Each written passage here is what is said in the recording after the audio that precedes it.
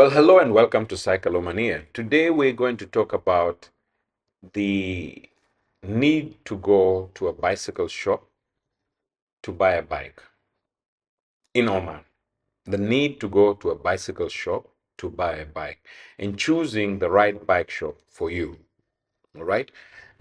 So, what is a good bike shop? What is a good bike shop? Is it an expensive bike shop?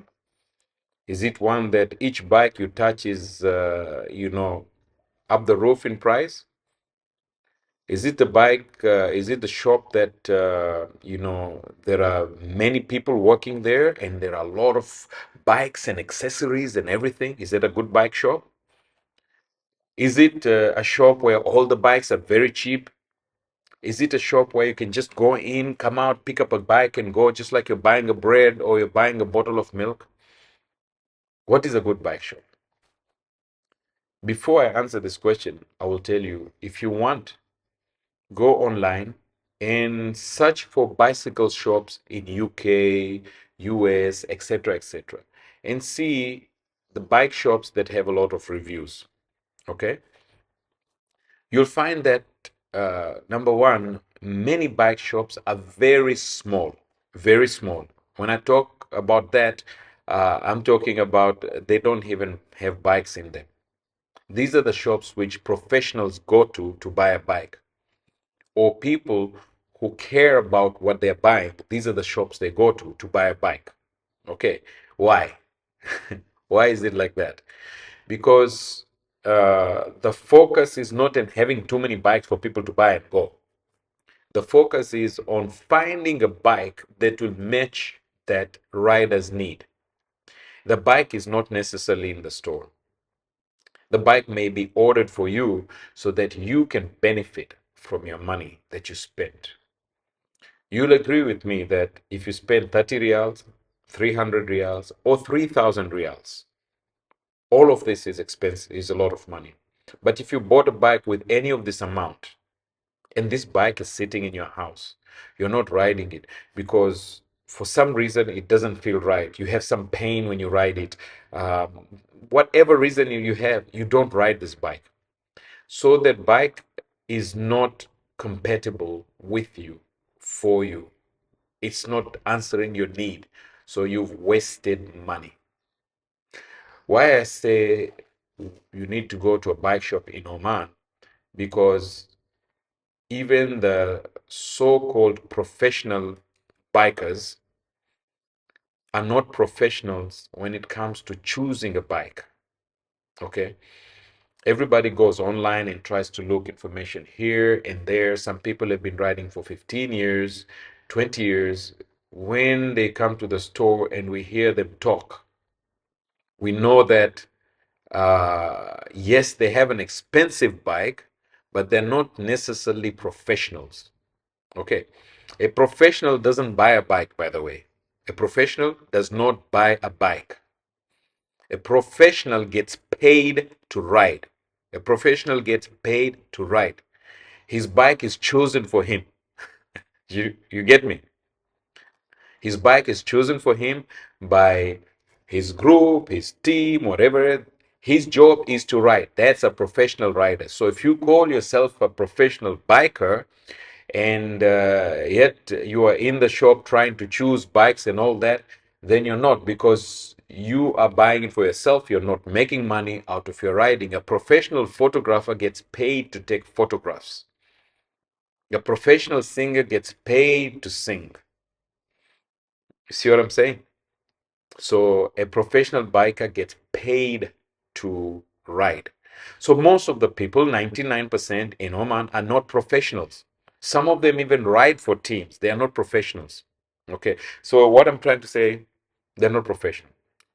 So what I'm trying to say is do not take advice from somebody who is riding to assume that they're professionals. Okay. Yes, they have an expensive bike. They have experience in riding. Many of them may have had 2 or 3 bikes. A person who has had about 10 bikes has experience with bikes. Now, this person is possibly in a position to advise you on what bike to buy. But if he's only had one bike or two bikes or one type of a bike and three of them just that one type of a bike, he's not in a position to advise you what to buy. It's like you're asking somebody, what shoes should I buy? Okay. This person has never run. They have expensive shoes, but they don't run. You want shoes for running. Are they in a position to advise you to buy those shoes? Let's say they are runners and you go to them and they have in their life run one marathon and they have two pairs of shoes. Are they the people to advise you on buying shoes? Now there's a marathon runner who's run about 15 marathons. Okay. In a year, he runs two or three marathons. Okay. Now, this guy knows about shoes for running marathon. You can ask him a question about marathon shoes. But don't ask him about shoes for playing tennis. Don't ask him about shoes for playing soccer. Do you get me? So if you have a person who is riding a road bike, he's a road biker, okay? He's had 3 to 5 road bikes and he races, for example. He's a long distance endurance rider. Then you can talk to him and ask him about endurance riding and what bike is good on endurance riding. If he's a climber, you can ask him about climbing. You cannot ask an endurance rider about short distance sprint about climbing bikes. Okay, they're both road bikes, but they're using them for different reasons. You cannot go to a road biker and ask them about mountain bikes, about a downhill mountain bike, even if he has a mountain bike, because he has a mountain bike. Now in Oman, we have a mountain bike group. Now in that group, not everybody is fully qualified to talk about all bikes. So you cannot go to somebody who has a hardtail bike, meaning that a bike which only has suspension in the front, and ask him advice on a full suspension bike or a downhill bike. You need to speak to somebody who has had at least one full suspension bike. If they had two or three, it's even better. That's a right person to talk when you're trying to get advice on full suspension bikes. Okay, same way with hardtail. If somebody's had about two or three hardtail bikes, that might be a person that you want to talk to. But then there's a difference between just any hardtail bike. Is it a cross country bike? Whatever it is, there are so many denominations. So again, that goes to saying that not everybody knows everything about bikes. Even we don't know everything about bikes, but we see more bikes, more buyers when we spend more time trying to answer customers' question that we know a little bit more in general than most people do outside. Because as a biker, you buy one bike and you go home, and then after 3 years, you buy one bike. We sell many bikes per week. All right, so we have experience in what our customers feed us as information, and we give them information, feedbacks. We've experienced in all of that, and also our technicians are riders. All bike shops, when you go to them, their technicians are also riders, right? So they can give you hot-handed experience on these things. All right. So that's why you want to go to a bicycle shop to get advice on buying a bike. If you sit in your house and you Google, I'm sorry to say, yes, it's a good idea to Google to have a good idea about bikes, but let that person help you when you get to the shop. Don't be the professional, a Google Pro, because I guarantee you that if you go to a hospital and they say today we're going to operate on your heart and we learned on Google, you will say get out of here. So if you would throw that information out that somebody spent 3 years studying on Google as opposed to a doctor who went to the hospital and spent their whole life studying, you know, and you're saying no, don't do Google, it's the same thing. When you come to a bicycle shop, keep your Google knowledge out. Have it. It's good to have. It's good to have some point of reference, but don't use it as your sole source of information. Don't go to YouTube and use it as your sole source of information, because on YouTube, anybody can make a video. And when they make a video and then later on find out that there was something wrong, they will not come back and say, oh, that video I make, there's a mistake. They've already got too many hits. They don't want to lose their credibility. You get what I'm saying? But you go to a channel like Global Cycling Network, GCN, or websites like that, those guys put their life in it, and it's a huge company. It's a company, not a person. When they make a mistake, they do come back and say, we made a mistake. Right? So you want to go to the bicycle shop to get advice. Number one, they will take your measurements.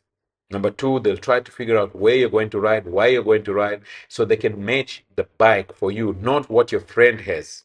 You see, this is the problem we have here in Oman mainly.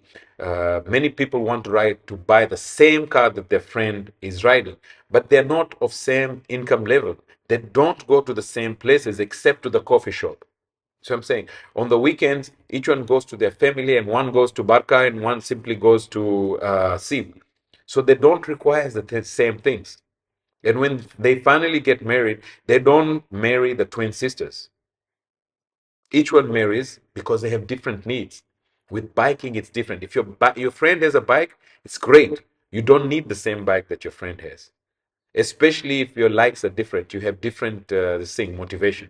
Now if you both are in biking group, okay, maybe you want to match, that's fine. That way, if something is wrong here, you can check the other one to make sure that everything's okay. But most bikers are not mechanics. I mean, we basically handle multiple teams at our store that come to fix their bikes, so we know that they're not mechanics, and when they do fix their bikes, they always mess them up. Always. And then they bring them to us to fix them. So bikers are not mechanics. You have to know that.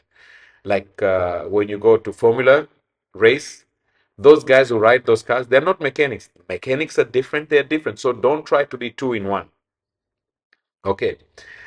This is the problem we run to here, but we will just leave that way it is.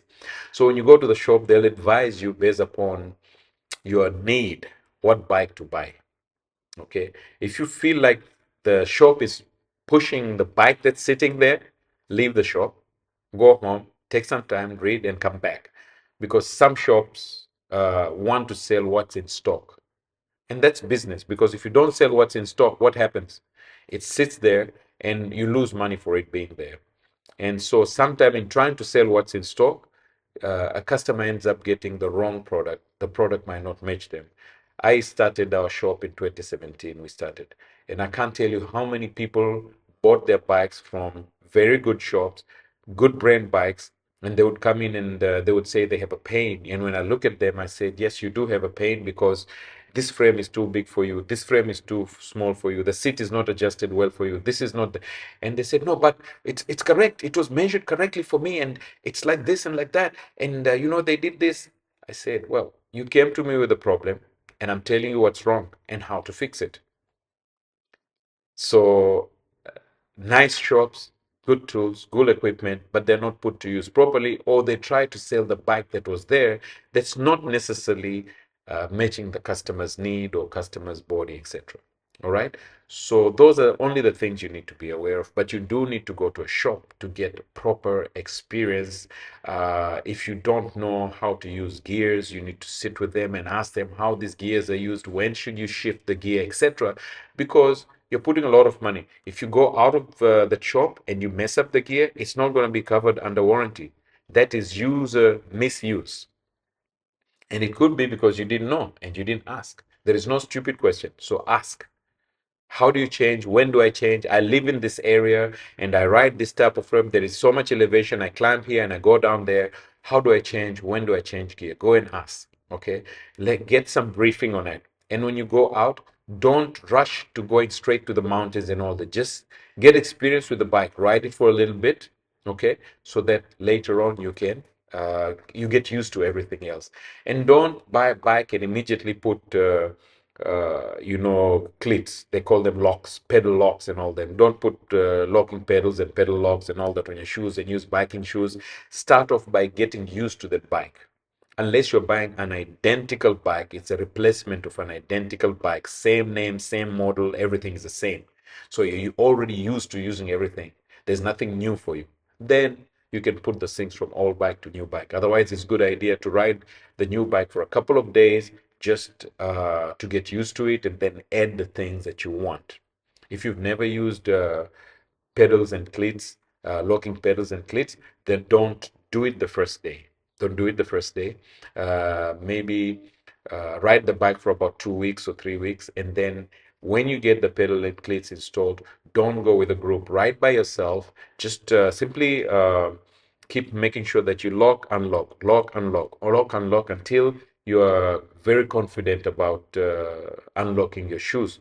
Otherwise, the very first time you come to a stop, you will just fall down and cause an injury that's not necessary. All right. So you need to go to a store to get measured. You need to go to a store so they can show you what options are there. So a good store is the one that spends a lot of time with you to understand your need. Once they know what your need is, then they can advise you on what you need to buy. Just because there are a lot of customers, sometimes it might not be a good store, or it might be that um, the person will not have enough time for you because he has so many people to concentrate on. And you can ask them, should I come another time? Okay. Never rush to buying a bike. Just because you got your money, just don't go right there and say, I want to buy a bike right now. I need to have it. You'll make a wrong decision and have the wrong bike. Okay. When people come to my store, I tell them, look, if you've got money in your pocket, leave it there. Go and put it in your car. I don't need your money. I need to know what bike will best will be of best use for you so that you can use it, and you should not look at the bike and get intimidated by it and say, I don't want to ride today. All right. So a good car shop, bike shop, the salesperson will focus on your need, not what you tell them, but what you need. Because almost always what you tell them is based upon the information you acquired from somewhere which might not match your need. Let me put it to you this way. A gentleman walked into my shop and said, I want a carbon bike. He is in his 70s. He can afford a carbon bike. He's retired, right? So I asked him a question. I said, have you been riding a bike for the last 6 months, 6 years or so? No, I have not ridden a bike. I said, so why do you want a carbon bike? I asked him. And because somebody told him, oh man, you need to buy a carbon bike and this and that. You're retired, get a carbon bike. Because that is the ultimate for them. So I said, do you know that carbon bikes are generally, not all of them, are generally lighter than other bikes? But if you did not ride for a long time, it's same as somebody who did not swim for a long time. Your chances of swallowing the water are very high, which means your chances of falling or dropping the bike are very high. With a carbon bike, if you hit it on the pavement, it might crack. You may not see it on the outside, but it might crack. So you spend a lot of money and then get around to get another bike. Then he said, oh, then I don't need a carbon bike. So you see, he was already pre-advised by somebody to get a carbon bike without being told of this information. So I told him, I think I'm not going to push you to buy anything. You can buy a carbon bike. You can buy any bike you want. I will explain the process and then see what you need and then get it for you. I said, so you want a road bike? Yes, I want a road bike. And are you going with a group? No, I'm not going with a group. Are you going to race? No, I'm not going to race. Are you, I asked him so many questions for which he said no. That means I was just filtering and making sure that I don't give him these things that he doesn't need. At the end of the day, he needed a bike for about 165 riyals. But he came with somebody who kept pushing to him, you need to get Shimano 105, you need to get this. Then I asked him, he's not going. He's just starting. He might not even ride the bike. Why you're pushing a Shimano 105? You're telling him go and get an Accord EXL V6 with navigation when all he needs is a Corolla. All he needs is a Civic. That's what he needs. Once he gets into a Civic, he rides it and he says, wow, I really love this. I want to pursue this. Then you say, well, actually, if you want more power, now you go to the other. Okay, that's the same with the bicycles. So he's been fed by this kid who came with him. You need 105, you need Shimano, you need this, you need. Poor guy, now it's been a week, he hasn't bought because he's so confused. Because his advisor thinks that 105 is everything. He doesn't know about Altegra, he doesn't know about all these other gears that are coming. Otherwise, he would tell him you need to get a Pinarello with Altegra Di2 and stuff like that. Okay. So if you're a biker and you have this expensive bike, don't don't push people to buy these bikes. You did not have that bike to start with. You started with something else. And as your taste grew, you came there. So let them get to the same process. Don't get them straight to the end because they might not even ride. It's a waste of money for them. You wasted their money for them. You get them on carbon and they fall down and they break the bike. Now you wasted again their money. Let them start and then let them go up just like you did. If you consider yourself a professional biker because you have an expensive bike or you have a cheap frame bike, expensive brand, but you bought a cheap frame from China to ride that expensive brand, and then you built your bike around it so you look like you're riding an expensive bike. There are many of you out there, you know yourself. So keep your advice a little bit low. Let people learn. Okay. So again, you want to go to the bicycle shop so they can advise you. We don't want to take all your money. We want you to be on the right bike that you will enjoy. Because if you don't ride the bike, you know what happens. If the bike is not meant for you, you're going to keep it home. You will not benefit. Guess who else is not going to benefit? We will not benefit because you'll not bring it in for service. You'll not come and change the tube. You'll not come and service it. You'll not change the chain. You'll not buy bulb. You'll not do this. You'll not do that. We won't make money. So our first goal is to make sure that you have a bike that's really good, that you will benefit from it. You will ride it. You'll get health benefit. You'll feel good about it. And then if you go out, you'll get punches and you'll come back. Or if you don't want to take care of punches, we'll give you something that does not cause punches in the future. Okay. So that's why you want to go to a bike shop and you want to avoid taking advices from people who seemingly know about bikes, but their experience is very little. They may be riding bikes for 15 years or not, but as far as advising people, they're not advisors. Let me put it this. This is another way. You know, you can have somebody in your office who is the best teller, right? You're in a bank, he's the best teller. He's the fastest in, working on the teller machines and everything else. But he is not the person you go to advise just because he's working in a bank. He's not the person you go to advise when you go to investing. He's in a bank. You don't talk to him about how to save money. That's not his department. He's a teller. So your friend who has a bike, it's all good. He could have been riding that bike for 15 years. He could have had 5 bikes, but you might need something else. Just like sometimes you and your job, you're not riding the same, you're not, you and your friend, you're not doing the same job.